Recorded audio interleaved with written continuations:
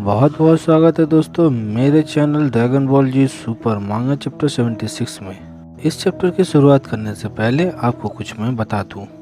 ये चैप्टर तो मुझे बहुत ज़्यादा मज़ेदार लगी क्योंकि पहले कुछ चैप्टर में बार बार एक ही चीज़ बार बार रिपीट हो रही थी।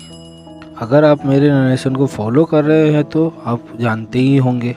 तो आपको ज़्यादा ना पकाते हुए सीधे मैं चैप्टर की नरेशन में चलता हूँ। चैप्टर की शुरुआत होती है और हमें दिखाया जाता है सारे खंडर धूल में मिल गए हैं। इस धूल में एक खंडर दिखाया जाता है, वो भी ब्लास्ट हो जाता है। और नेक्स्ट पेज में हम देखते हैं वेजिटा जंप मार के उस खंडर से दूर फेंका जाता है। गुलाटी खाते खाते की ब्लास्ट से जंप मार कर बचता होता है। इतने में ग्रेनुला का 3 से 4 की ब्लास्ट आके वेजिटा को लग जाता है और वेजिटा घिसटते हुए दूर फेंका जाता है। और हम देखते हैं दोस्तों ग्रेनुला अपने दोनों हाथों को अपने फिंगर को आगे करके आराम से चला आता है और हंसते हंसते कहता है, क्या हुआ, अब मेरे अटैक तुमको अंदर से नहीं जगा रहा है। ऐसा कहते कहते ग्रेनुला अपने दोनों हाथों के फिंगर से अटैक करता रहता है। वेजिटा की ब्लास्ट के मार की वजह से दूर फेंकाता जाता है, गुलाटी मारते मारते घिसटते हुए। इतने में ग्रेनुला बहुत फास्ट रफ्तार में वेजिटा के पीछे आकर उसके सर पर पैर रखकर उसे रोकता है। और आप देख ही सकते हैं दोस्तों वेजिटा का अब हालत बहुत ख़राब हो गया है, उसके सर से खून निकल रहा है। फिर ग्रेनुला कहता है, क्या हुआ, अब नहीं दिख रहा तुम्हारा वो अल्ट्रा ईगो जो भी तुम उसे कहते हो। तुम अपनी आंखों से खुद देख लो वेजिटा, ये यूनिवर्स गवाही दे रहा है मेरे लिए और ये तय हो चुका है, आज इस मिट्टी में तुम सयंस जड़ से खत्म हो जाओगे। वेजिटा सबसे पहले ग्रेनुला का पैर पकड़ता है और कहता है, तुझे नहीं लगता ये तुमने कुछ ज़्यादा जल्दी कह दिया। फिर ग्रेनुला सोच में पड़ जाता है, अब ये क्या कहने वाला है ये। और वेजिटा फिर भी ग्रेनुला का पैर पकड़ा होता है। ग्रेनुला कहता है, पैर छोड़ मेरे पहले।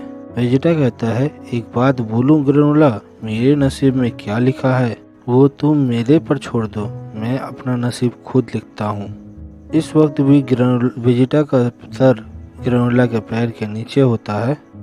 ग्रेनुला अपने दोनों हाथों से उसके सर पर मारने लगता है और कहता है कि तुम अभी तक कुछ नहीं सीखे, मान जाओ तुम हार चुके हो। अब ग्रेनुला वेजिटा के सर पर एक और पंच मारने वाला ही होता है कि इतने में गोकू आके ग्रेनुला के मुंह पर एक पंच मार देता है। गोकू के इस पंच की वजह से ग्रेनुला अपने पाँव से रगड़ाते हुए पीछे चला जाता है। वेजिटा गोकू को अचानक से देखकर कहता है, क्या करोट। फिर ग्रेनुला गोकू से कहता है कि तुम वापस आ गए, तुम्हें अभी भी इतना ताकत बचा हुआ है कि तुम अपने वापस पैरों पे खड़े हो पाओ।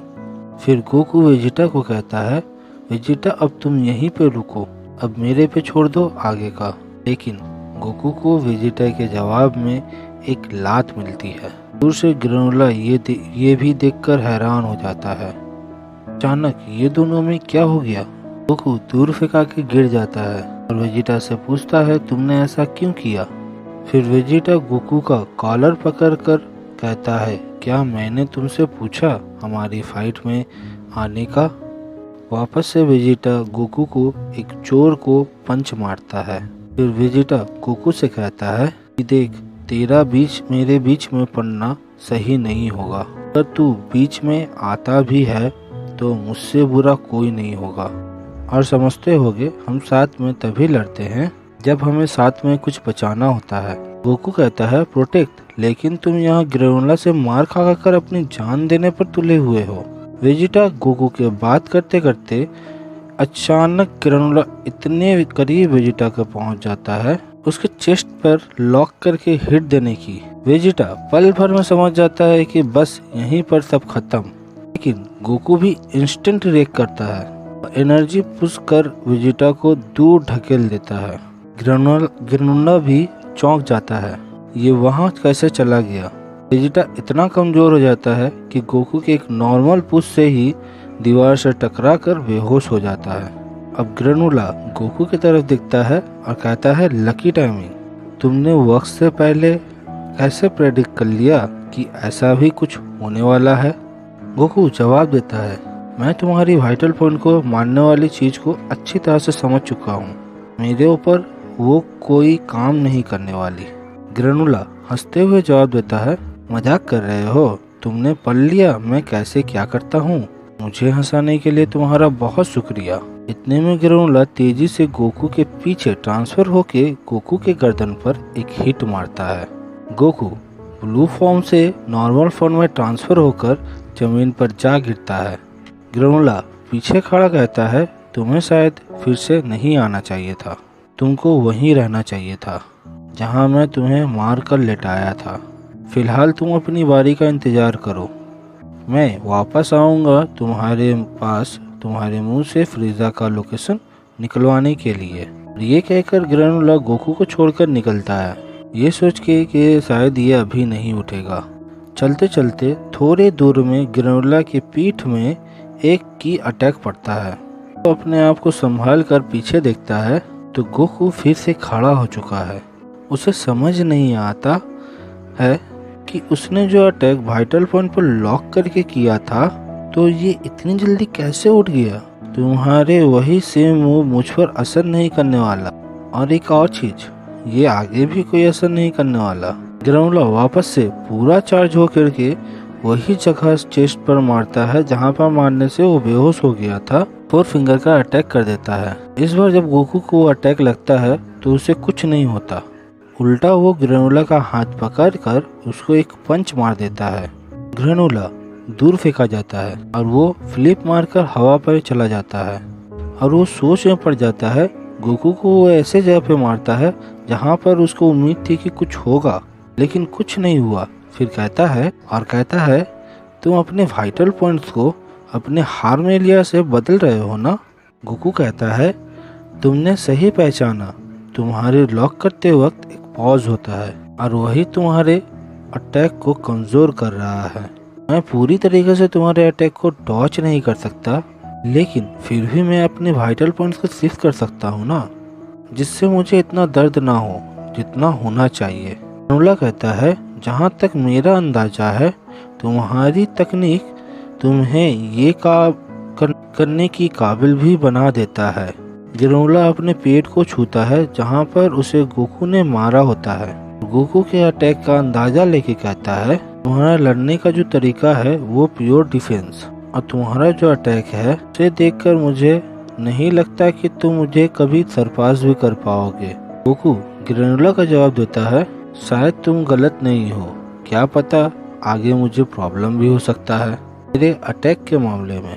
इतने में वेजिटा का आंख खुल जाता है और वो एक झटके में बाहर निकलकर खड़ा हो जाता है। वेजिटा गुस्से में दूर से देखता है गोकू और ग्रेनुला में फाइट चल रही है। एक बार गोकू मार रहा है तो एक बार ग्रेनुला मारता है। इतने में ग्रेनुला के मार पर गोकू सीधा हवा से जमीन पर जा गिरता है। वेजिटा ये सब मंजर जमीन पर खड़ा नीचे से देखता है। गोकू कहता है कि मेरी बॉडी और जहाँ तक नहीं टिकने वाली। वो एक बंदा इतना कैपेबल है जो मुझे और वेजिटा को दोनों को थका डाला है। अब वेजिटा गोकू के पास चल कर आता है और कहता है, कैकारोट अब मुझे करने दो। गोकू जवाब देता है कि तुम इतने उत्सुक क्यों हो खुद को लेके? तुम्हें जो करना है अकेले ही करना है। वेजिटा जवाब देता है, जवाब नहीं मेरे पास तुम्हारे सवालों का, लेकिन एक सैयन की प्राइड के लिए ये जरूरी है, और तुम सोचते हो तुम उसे हरा सकते हो। ग्रेनुला हवा में खड़े दोनों को देखता होता है। उसकी बॉडी लैंग्वेज से समझ आता है अब वो खुद भी पूरा थक चुका है। वेजिटा फिर कहता है, वो बंदा देख रहे हो, वो अभी आधे से ज्यादा थक चुका है, तो मुझे नहीं लगता वो खुद भी ज्यादा देर तक ये जंग को आगे बढ़ा पाएगा। जहाँ तक मेरा अंदाजा है वो अपनी लिमिट तक पहुँच जाएगा बहुत जल्दी। गोकू जवाब देता है, तो ये मेरे लिए एक अच्छा मौका होगा उसे हराने का।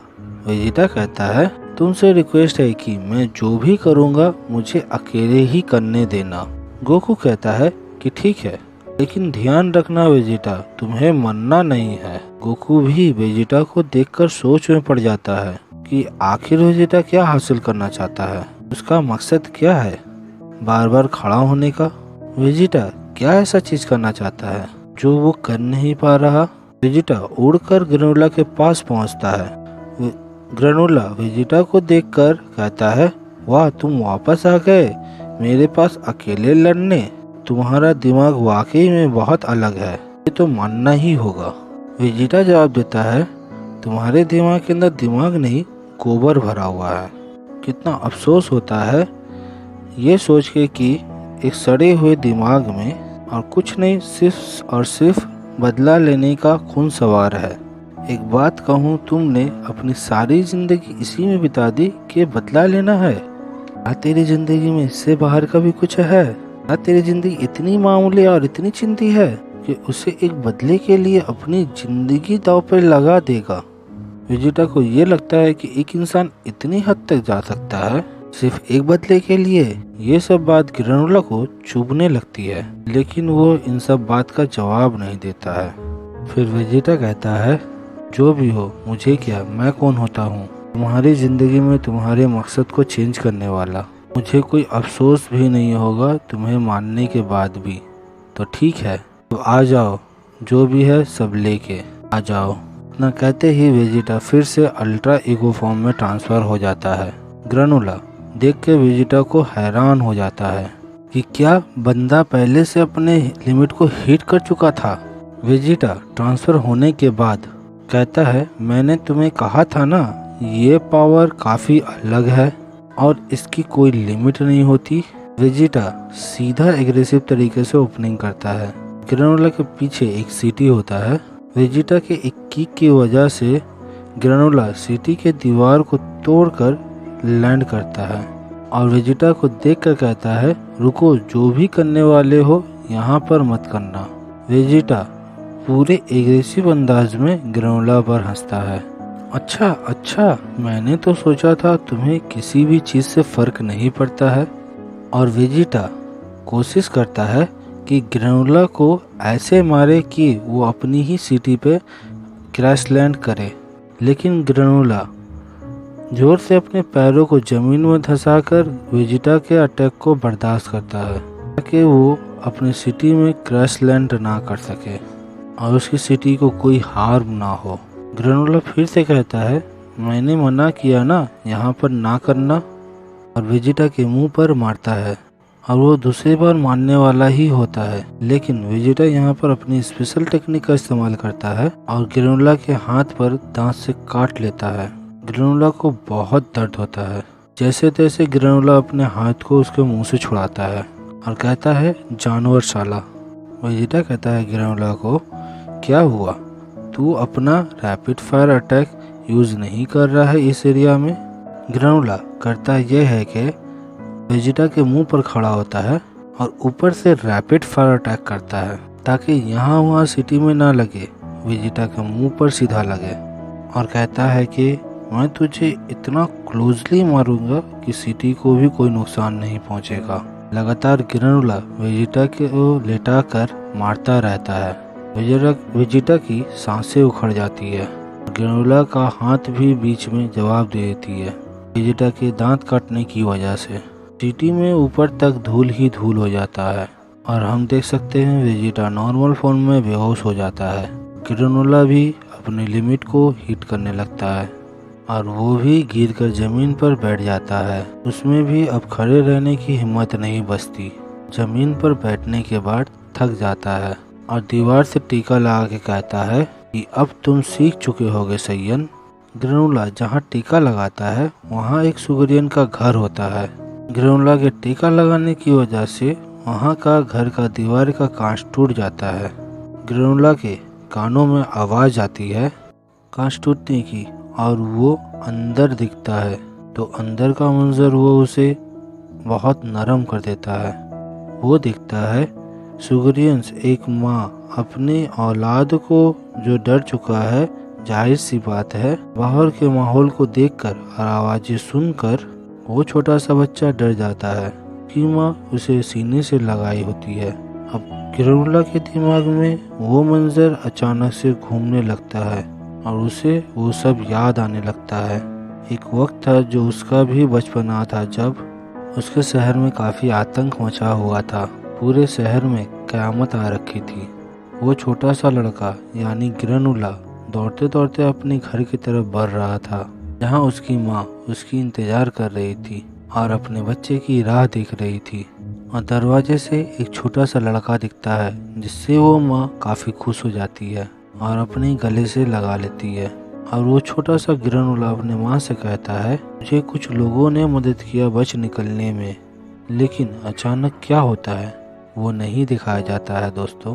ग्रेनुला की मॉम और वो डर से जाते हैं और फिर ग्रेनुला को अचानक से होश आता है। सुग्रियंस का वही मंजर देख के उसे बचपन में भी ऐसा हुआ था।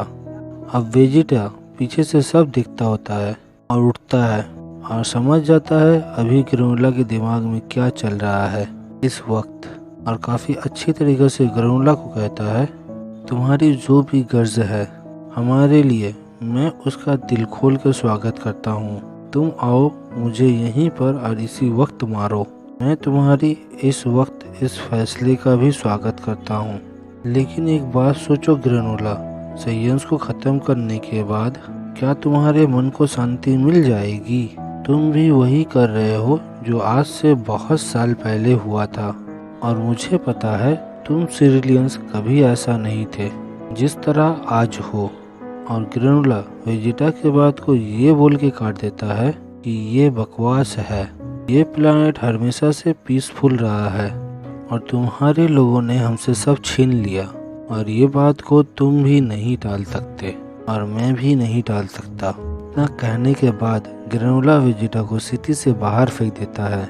वेजिटा के पास वो आता है और कहता है, मैं तय कर चुका हूँ, मेरा जो मकसद है वो मैं पूरा करके रहूँगा, और इसके लिए मैं अपनी जान भी झोंक सकता हूँ। ये बस आखिरी बार जहाँ मैं अपना पूरा दमखम निकाल दूँगा इस अटैक में, कि ये पक्का हो जाए कि तुम अब जिंदा ना बच पाओ। ग्रेनुला अपने बदन से ज़रा ज़रा एनर्जी निकाल कर अपने अटैक में डाल देता है। जितना भी उसके पास उसके बदन में बचा होता है, अपनी सारी एनर्जी एक अटैक में लगा देता है। अपनी जान बचाने की भी नहीं सोचता, अपनी जान बचाने तक की भी एनर्जी उसमें डाल देता है, सिर्फ और सिर्फ वेजिटा को ख़त्म करने के लिए। मेरे मरने के बाद भी हेल में भी मैं फ्रीजा का इंतज़ार करूँगा, और तुम दोनों वहाँ मिले भी तो मैं तुम दोनों को वहाँ नहीं बख्शूंगा। वेजिटा थका होता है और कहता है, मुझे नहीं लगता अब इसे समझ भी आएगा। और यहीं वो एक अहम चीज़ कहता है कि मुझे माफ़ करना लॉर्ड वीरस, मैं शायद वो नहीं कर पाऊँगा जिस लायक आपने मुझे समझा था। मैं आपकी उम्मीदों पर खड़ा नहीं उतर पाऊँगा। गॉड ऑफ डिस्ट्रक्शन की पावर काफ़ी ऊपर की चीज़ है, मेरे जैसे नौसिखिए के लिए नहीं। और हम देखते हैं वेजिटा अपने आप को ऊपर वाले के भरोसे छोड़ देता है ग्रेनुला के फाइनल अटैक के सामने। और यहाँ वो कहता है, अगर आज उसके नसीब में यहाँ मरना ही लिखा है तो मैं इस अटैक से बचूंगा नहीं। अगर नसीब में लिखा है तो मैं मर जाऊंगा, नहीं तो बच जाऊंगा। अब गोकू दूर से ये सब मंजर दिखता है।